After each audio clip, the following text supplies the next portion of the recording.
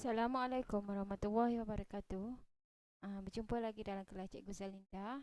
Okay, hari ini kita akan sambung topik pembelajaran kita berkenaan dengan 5.3 iaitu kaedah pembersihan air.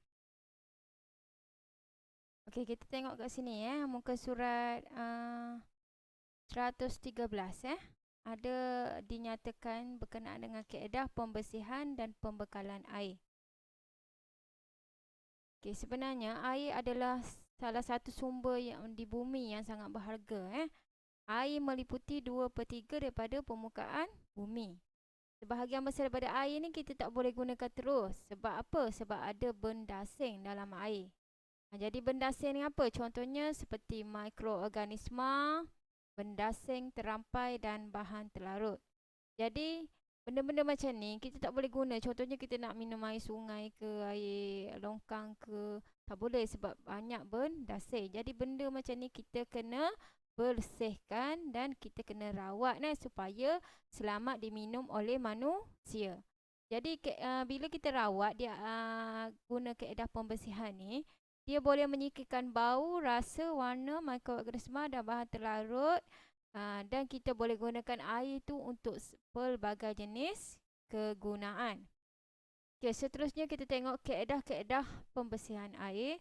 Yang pertama kaedah pendidihan, yang kedua penurasan, yang ketiga perklorinan dan yang keempat penyulingan.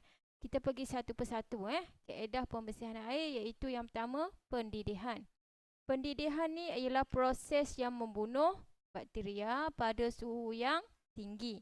Maksudnya bila kita didihkan air mendidih berapa darjah Celsius? 100 darjah Celsius. Jadi bila kita didihkan air pada suhu yang tinggi, dia boleh membunuh organisma. Dan juga benda asing seperti mikroorganisma, benda asing terampai dan bahan terlarut. Sebab tu kita kena minum air yang telah dididihkan sebab tidak mengandungi semua benda asing ini.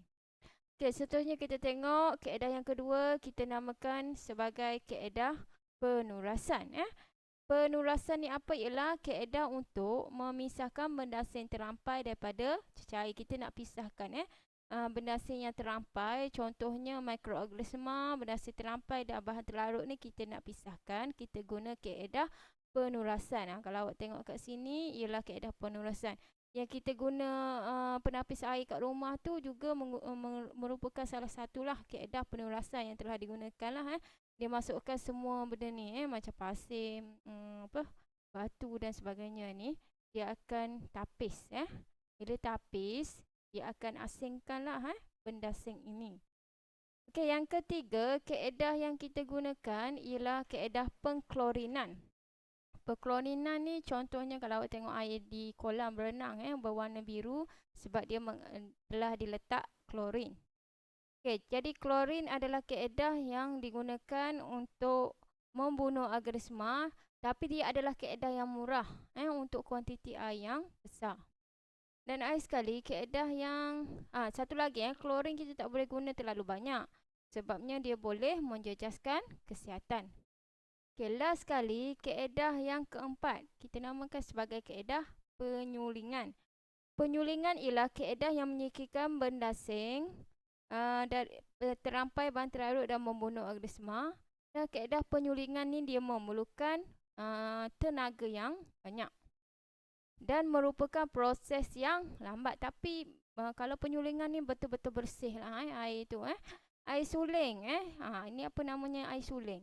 Air suling ni ialah kaedah yang air suling yang betul-betul tak ada apa-apa dah biasanya digunakan di hospital untuk menyediakan ubat.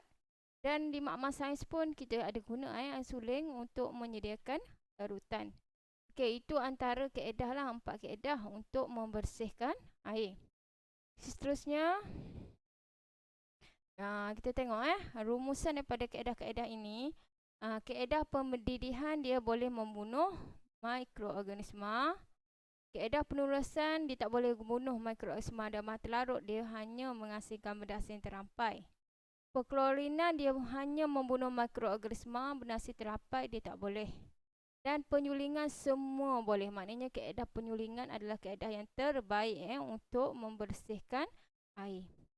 Okay, masalah kekurangan bekalan air sebenarnya memang ada dialami di Malaysia. Tapi tak adalah kritikal sangat. Jadi kita, kerajaan dah buat-buat macam-macam lah untuk mengatasi kaedah pembersihan air. Okay, itu saja untuk hari ini. Sekian, terima kasih. Jumpa lagi.